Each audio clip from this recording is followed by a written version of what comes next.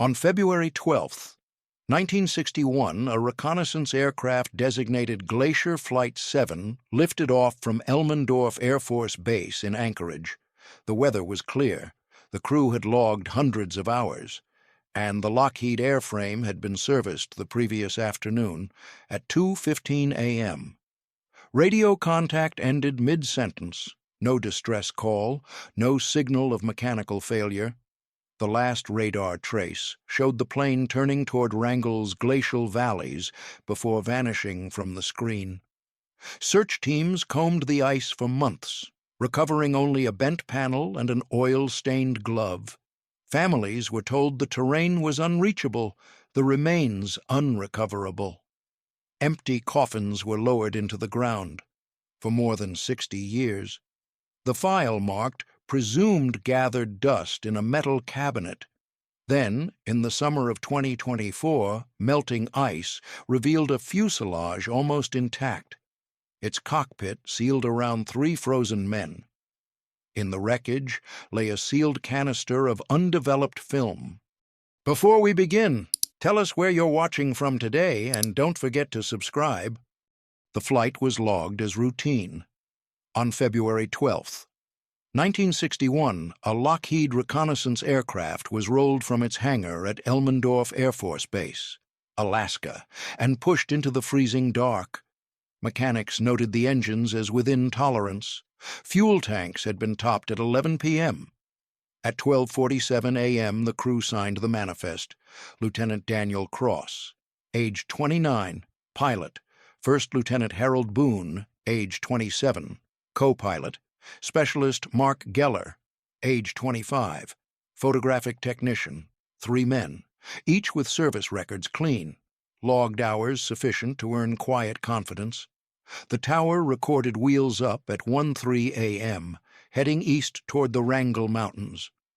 The radio exchanges were clipped and professional. Weather reports came back clear. Cross reported altitude 12,000 feet. Boone confirmed a steady heading along the Copper River Valley. Geller transmitted a short code that the photo equipment was functional. At 2:12 a.m., a final burst of speech came through, approaching. The word ended in static. At 2:15 a.m., the scope showed a turn north. Then the signal vanished. The last radar sweep captured only a fragment of the flight path. Broken lines like ink blotted across a page. Search and rescue protocols activated within minutes. A C-123 cargo plane lifted at dawn, circling the valley where contact ended. They saw nothing but white ridges and the glare of fresh snow. By noon, weather deteriorated. Wind gusts topped 60 miles per hour. Visibility dropped under a mile. 2 days later, helicopters probed the Wrangell crevasses, dropping flares into ice chasms that seemed bottomless. Radio operators noted faint echoes, but no transponder replies. On February 17th, an oil smear was reported near the headwaters of the Kennecott Glacier. Investigators reached it by snowshoe. The stain had frozen across surface ice. Embedded in the patch was a single glove, lined with military wool. Palm darkened. No name tag survived. It was bagged, catalogued, and marked Exhibit 1A. Forensic technicians in Anchorage later tested the fabric. Jet lubricant residue matched Lockheed specifications. Beyond that, nothing. By March, 72 square miles had been flown and walked. Search logs recorded avalanche risk as extreme. Crews pulled back after one sergeant was nearly swept into a ravine. The Air Force concluded the wreck had sunk deep into glacial channels, unreachable. The official report was signed April 2nd. Cause of loss presumed weather. Fate of crew presumed deceased. The document bore 3 signatures in blue ink, each initial beside the word presumed. Families were called. Margaret Cross received a telegram in Kansas City. Boone's parents heard from a chaplain in Illinois. Geller's mother living alone in Oregon, answered the door to two uniformed officers who stood in silence before delivering the same sentence. Each family was promised a folded flag. Each was told recovery was impossible. Back in Anchorage, the radar log sheet was filed. The final line read, "Contact lost. 2:15 a.m. Wrangell sector." Attached was a strip of magnetic tape from the radio room. The voice fragment remained audible. Approaching, followed by a crackle, then a dead carrier tone. Investigators replayed it again and again, trying to extract syllables that were no longer there. By May, the case file was boxed. 3 personnel photographs were clipped to the inside cover, below them. A map with a red circle drawn across a valley no one could safely enter. The circle was labeled Zone 7. The box was sealed, carried into a metal cabinet, and locked. The Wrangell ice closed over its secret. Snow drifted across ridges, erasing the faint tracks of men who had searched and failed. What had begun as a routine patrol ended with a single line in a report and 3 families left without remains.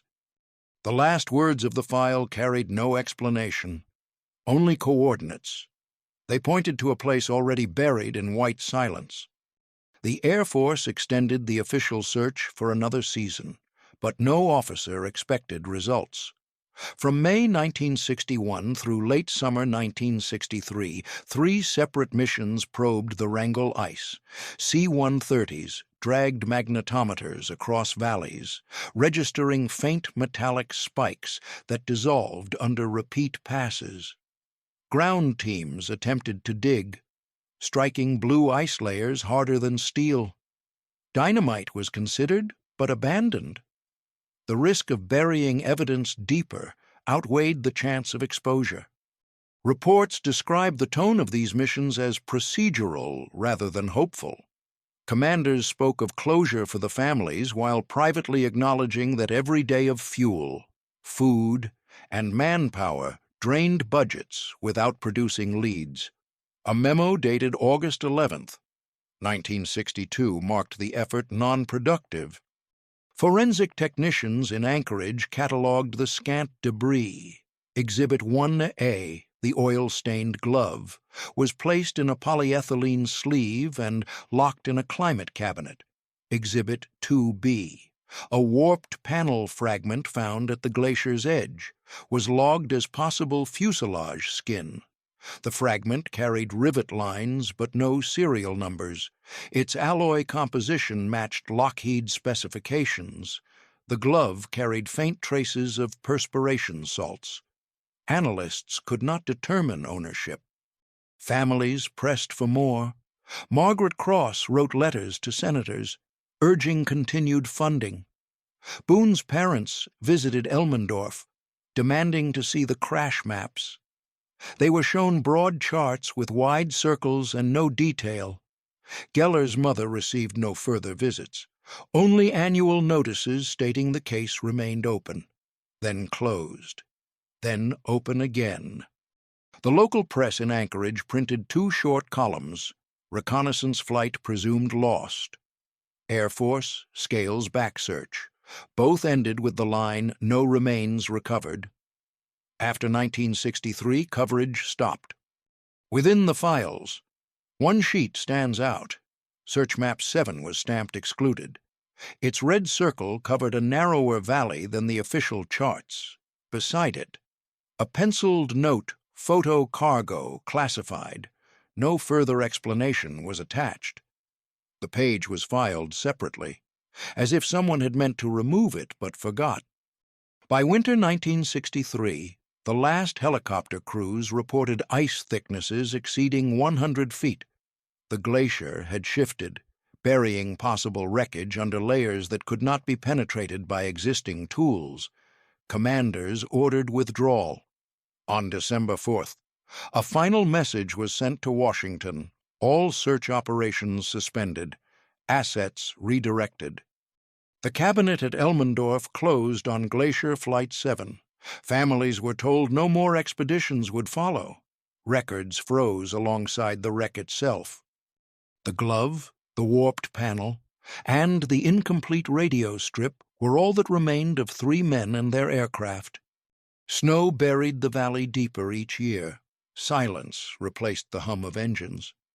The silence settled hardest on the families.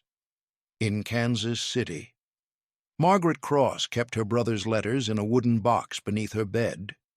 Daniel's last note, written 2 days before takeoff, spoke of routine patrols and long hours, but it also hinted at unease. "This test flight is not routine," he wrote in a cramped hand. She showed it to no one. In Illinois, the Boones buried an empty coffin under a white stone marker etched with Harold's name. Visitors left flowers on Memorial Day, though no body lay beneath. His parents asked for personal effects, but the Air Force returned nothing beyond a folded flag. In Oregon, Mrs. Geller moved through her house with blinds drawn. Mark had been her only child.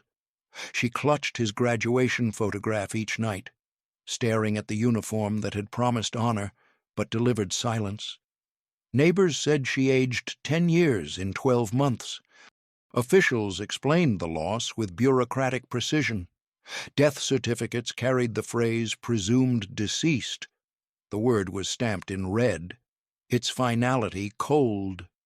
Forensic clerks copied the documents 3 times, once for state archives, once for federal records, and once for the families.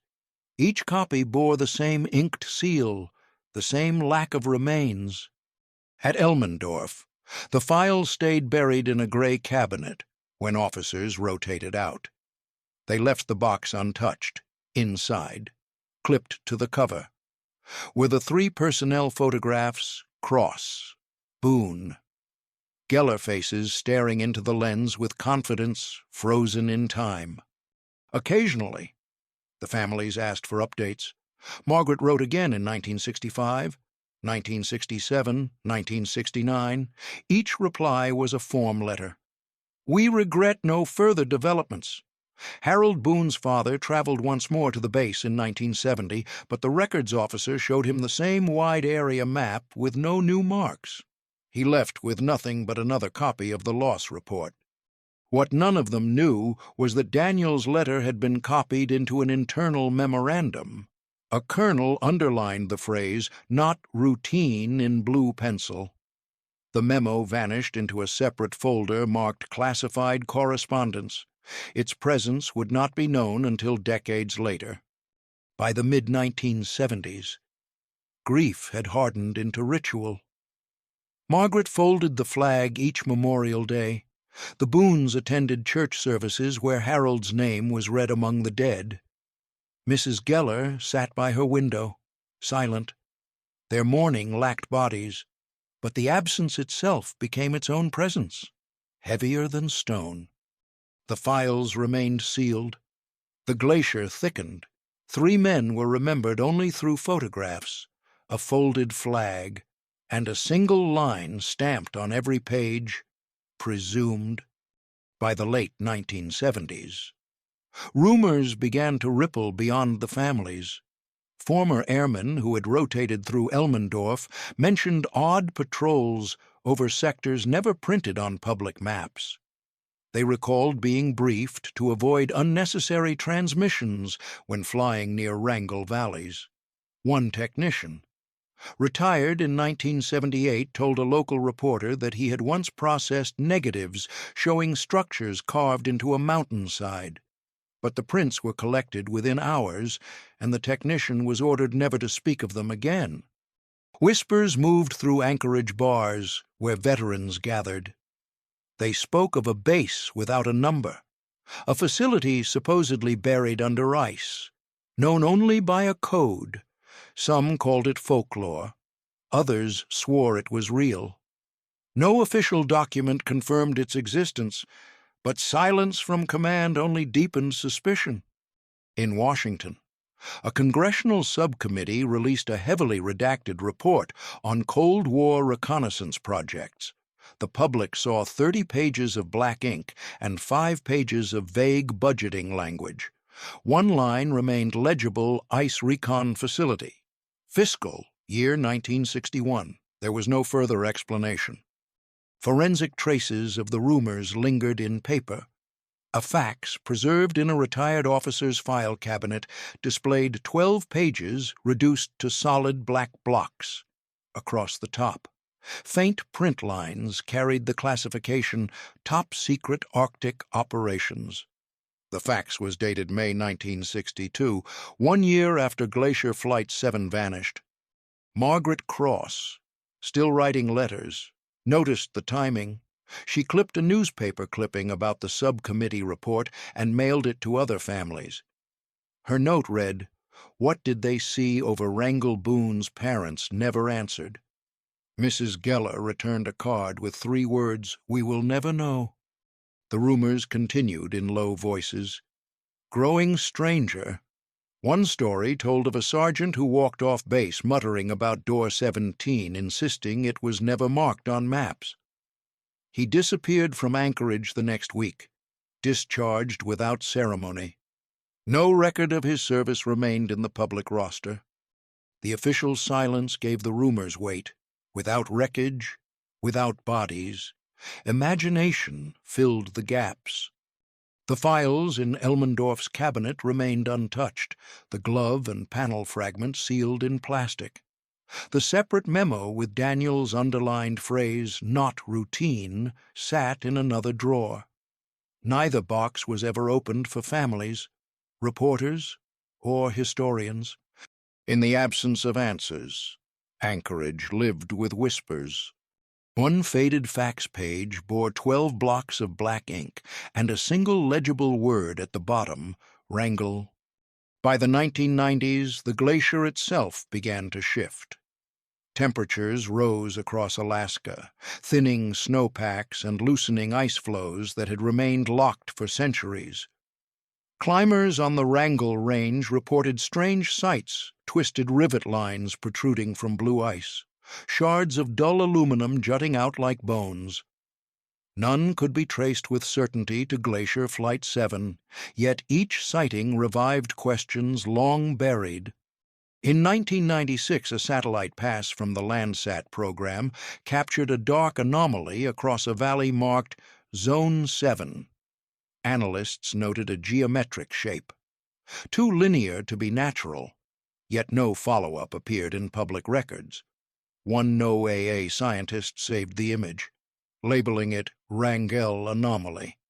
Unresolved, within 2 days, the file was removed from the database. The scientist received a warning not to revisit the coordinates. Forensic anchors accumulated in fragments. A climber turned in a snapped antenna segment etched with frost lines. Metallurgical tests showed the same alloy series as Lockheed reconnaissance models. No serial numbers survived. The item was logged as Exhibit 3C, then stored without comment. Anchorage newspapers ran short features about melting glaciers and odd debris. Editors kept tone neutral, but readers noticed references to aircraft parts with no attribution.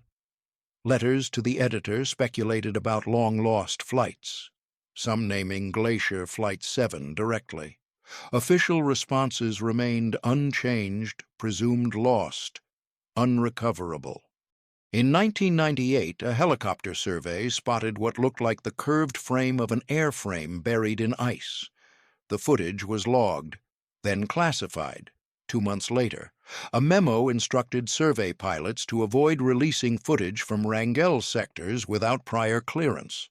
The memo bore the heading Arctic Recon Policy. Among families, hope flickered briefly. Margaret Cross clipped each article.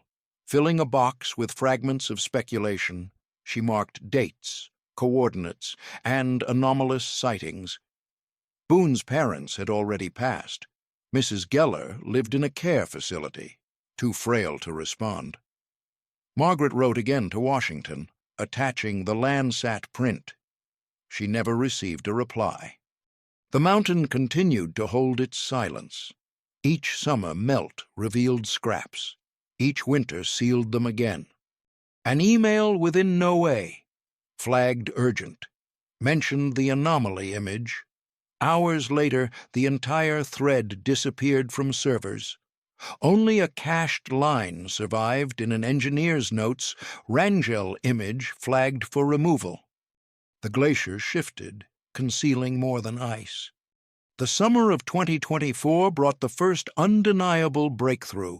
A pair of climbers, Lena Ward and Craig Miller, set out to document receding ice fields along the Wrangell slopes. Their goal was recreational video content for a climbing forum. They carried a consumer-grade drone, a spare battery pack, and a habit of filming every ascent. On July 18th, while hovering the drone over a gully carved by meltwater, they caught a glimpse of metal beneath translucent ice. The shape was too symmetrical to be natural. As the drone circled, the camera locked onto an object half buried a fuselage frame, its nose intact, tail section compressed but still attached. The paint scheme, faded yet visible, matched reconnaissance livery used in the early 1960s. Lena retrieved the SD card that night and played the footage in their tent. The clip showed serial numbers stenciled along the fuselage numbers she later wrote down in her climbing log. She cross-checked them against public aircraft lists online. Glacier Flight 7 appeared at the top. They posted a 30-second edit on a forum. Within 6 hours, it vanished. The link returned deleted by administrator. Comments noting the footage disappeared as well. One user messaged Lena privately, warning her that defense agencies monitored such posts. Still, fragments remained. A cached image titled IMG 7742 circulated briefly, showing the fuselage under ice. In the frame, a rectangular object clung to the cockpit's side. Zooming in revealed a sealed canister, painted red, the words AF Photo Unit barely legible. News outlets attempted to verify. Reporters contacted the climbers, but their phones were switched off. Weeks later, the Anchorage Daily News ran a one-sentence blurb: amateur climbers claim sighting of downed airframe. Authenticity unverified. Nothing more. Forensic Anchor now sat in digital storage. The SD card, Exhibit 4D, showed the fuselage from 3 angles. Metadata confirmed location coordinates within the Wrangell Valley, known since 1961. Officials moved quickly, within 10 days. Federal personnel arrived at the valley under the guise of glacier safety research. Locals noticed black trucks and temporary fencing erected at the trailhead. The name Glacier Flight 7 was never spoken. The ice had finally surrendered its first full glimpse. For the first time in 63 years, the outline of the missing aircraft returned to light. The operation began at dawn under a veil of secrecy. Federal investigators, assisted by Alaska State Troopers, staged equipment at the glacier's base. Cargo helicopters lifted prefabricated shelters and ground-penetrating radar units into the valley. Locals were told the mission concerned ice safety monitoring. No mention was made of a buried aircraft. By late July, the ice had receded enough to expose the fuselage completely. Workers in insulated suits cut channels with heated saws, melting away walls that had sealed the wreck since 1961. The airframe emerged in astonishing condition, aluminum skin dull but intact. Cockpit glass fractured yet still sealed around 3 figures frozen in position. The recovery team logged each artifact. Exhibit 5A, fuselage structural frame. Exhibit 5B, cockpit remains of Lieutenant Daniel Cross. Exhibit 5C, cockpit remains of Lieutenant Harold Boone. Exhibit 5D, rear compartment, remains of Specialist Mark Geller. All were still strapped into harnesses, gloves, boots, and insignia survived, stiff with ice. When the crew forced open Geller's equipment case, they found spools of undeveloped reconnaissance film. The canisters were sealed with tape-marked photo unit. Each spool bore handwritten labels, some blurred, others clear. One was marked Exposure X-17. Another carried faint pencil notes, coordinates partially legible.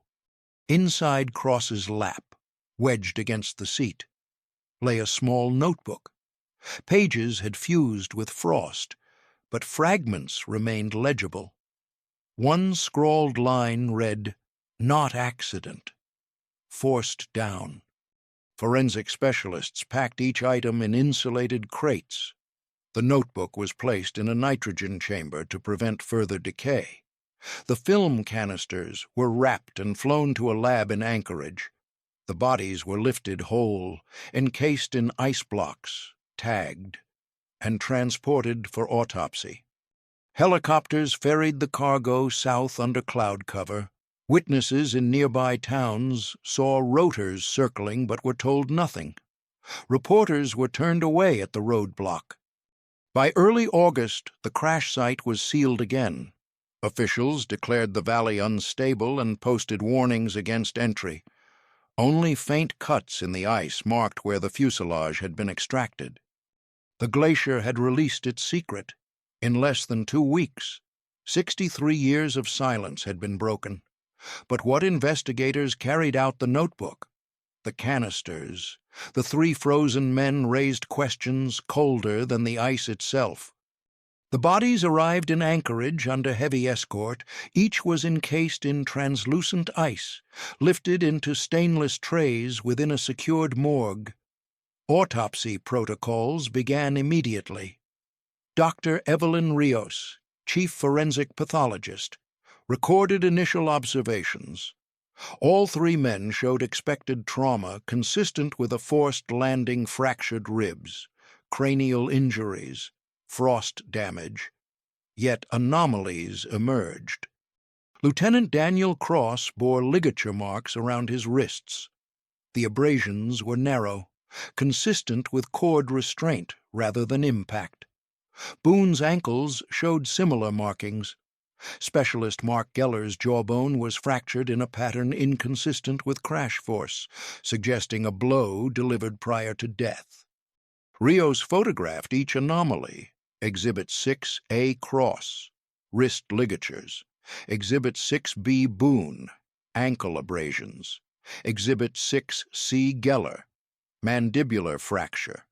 Samples were taken, catalogued, frozen again for further analysis.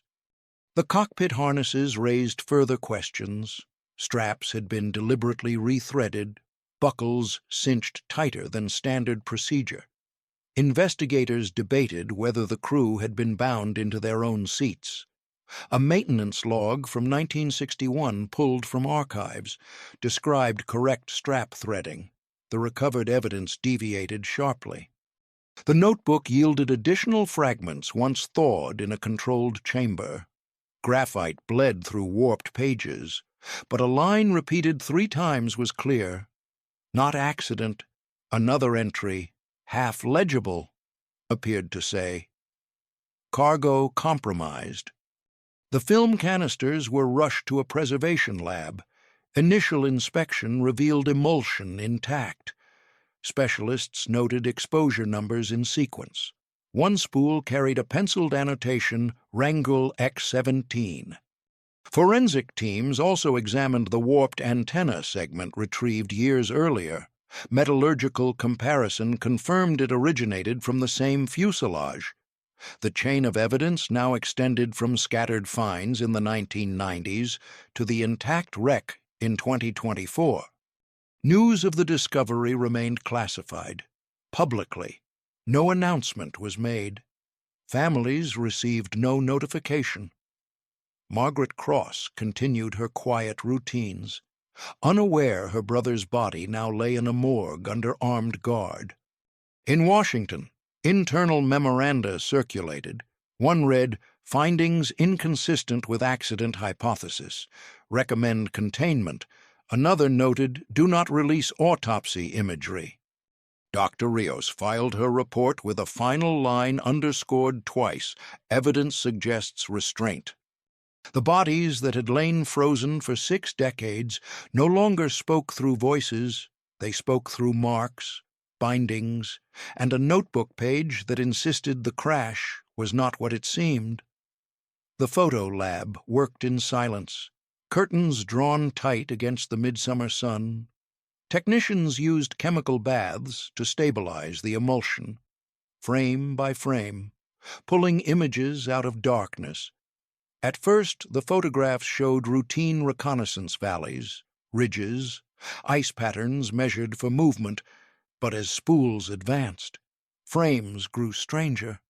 One strip revealed a complex of structures carved into a mountainside, shapes too geometric to be natural. Angled walls, antenna arrays, a fenced perimeter cut into the snow. Coordinates penciled in the margin matched the Wrangell Valley, but cross-checking against military maps showed nothing marked. Another strip showed layered exposures, images overlapped. One revealed what appeared to be a radar dome, faint but distinct, its silhouette rising against ice on the frame edge. Geller had scrawled X-17. Analysts circled the mark in red grease pencil. Then came the final spool. The negatives emerged with scratches, as if handled in haste. Among blurred ridges stood a figure human scale, standing outside the aircraft, blurred by motion. Enlargements showed details inconsistent with the 3 crewmen. The parka was darker, bulkier. The stance suggested someone waiting, not fleeing. Forensic anchor multiplied.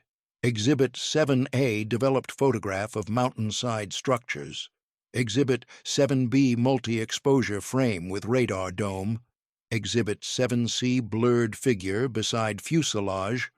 All were catalogued, sealed in archival sleeves, and logged. Investigators debated. Some argued the structures were light artifacts. Others insisted the geometry was undeniable. One technician, reviewing exposures, whispered that the base resembled facilities he had seen at Thule in Greenland, except no record placed such a base in Alaska. The photographs never left the lab. Copies were stamped eyes only. A memo noted public release impossible, consequences severe. In Anchorage, families remained uninformed.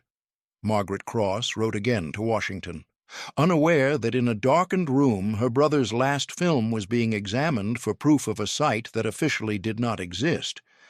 The blurred figure remained the most haunting. Enlarged again and again, it refused to vanish. A shadow of someone standing on the ice the night Glacier Flight 7 disappeared. Washington moved quickly to contain the findings. A briefing was held in a secured conference room at the Pentagon. Slides of the photographs were projected for a handful of officials. Each frame was met with silence. One colonel asked whether the images could be dismissed as lens distortion.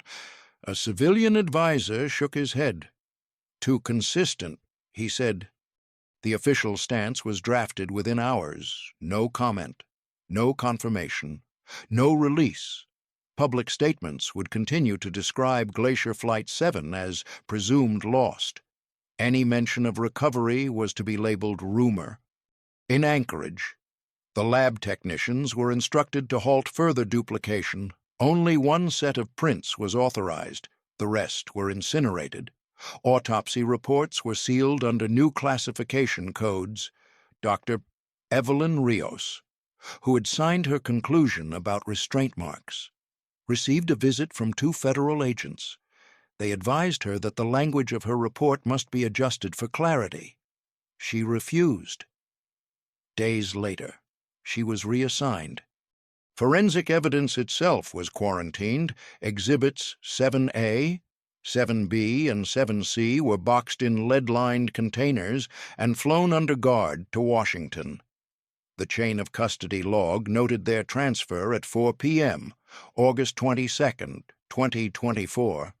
The entry was the last anyone outside the circle would see. Families again asked questions. Margaret Cross wrote letters to congressional offices pointing to rumors of a recovery operation. Each reply came back nearly identical. We have no record of new information regarding Glacier Flight 7. A congressional aide leaked one fragment of an internal hearing. The transcript, heavily redacted, contained only 2 unblacked lines. Senator Halden: "These families have waited 6 decades. Unnamed official, we buried this twice." The photographs, the notebook, the autopsy findings, all of it now existed in silence behind locked doors. What had begun with ice melting under a drone camera had become a secret carried across the continent in sealed boxes. For the families, nothing had changed. For officials, everything had. By September, containment cracked. A packet of files surfaced on an encrypted forum used by retired defense contractors. The leak contained schematics stamped Operation White Silence. Most pages were diagrams of tunnels cut into bedrock, ventilation shafts, and antenna placements beneath Wrangell ice. One chart, labeled 1963, showed a decommissioning schedule. Margins carried handwritten notes: seal chamber 3, remove logs, no civilian access. Investigators traced the leak to an anonymous account posting from Europe. The files spread quickly, mirrored across servers before deletion orders could catch them.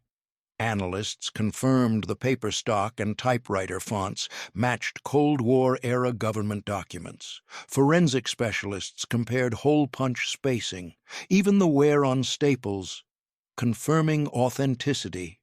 One document stood out. A maintenance log for rotary drills bore the name of a civilian contractor. The firm had no public record of work in Alaska, yet payroll sheets listed dozens of men assigned to Arctic Project X-17. The log was catalogued as Exhibit 8D. Within days, whistleblowers stepped forward. A former radar operator described being stationed at a facility with no insignia. He recalled corridors cut into ice, humming generators, and orders never to log coordinates. He signed his statement under oath. Public interest spiked. News outlets ran cautious stories, showing blurred copies of the schematics. Officials dismissed them as fabrications. But the detail, the precise engineering, the specific tools was hard to fake.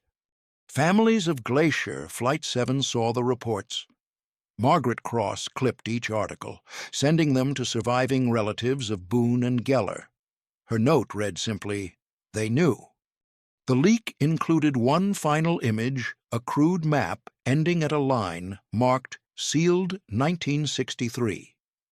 Beyond it, a corridor continued in pencil, unacknowledged in typed text.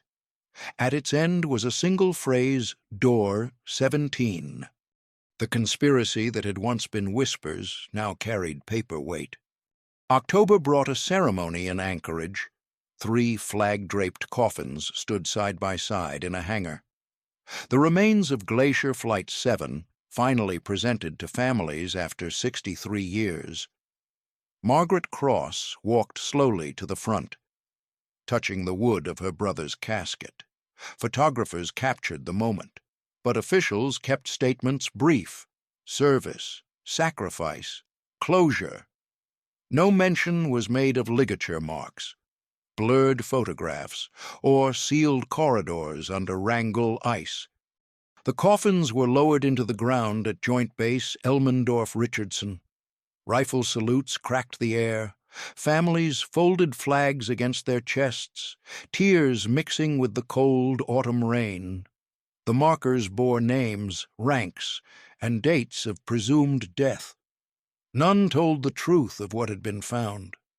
Behind closed doors, recovered exhibits remained classified: the notebook, the canisters of film, The schematic pages all locked in secure archives under the new label White Silence Holdings. Only a small group of officials saw them. None spoke outside the room. Reporters tried to press for more, each time. The response repeated, Glacier Flight 7 was lost in 1961. The recovery provides closure. No acknowledgement of hidden bases, no recognition of blurred figures standing in the ice.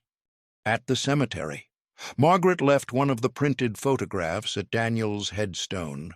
The image was nearly illegible, a faint outline of structures beneath mountainside snow. She pressed it flat under a stone to keep the wind from carrying it away. Visitors passed the grave markers, seeing only names and dates. They did not see the withheld images, the sealed tunnels, or the erased words in congressional hearings. The mountain remained. Wrangell stood in silence, concealing chambers marked and forgotten, corridors drawn and denied. The last line of the maintenance log returned in Margaret's memory door 17, sealed, 1963. And sealed it remained.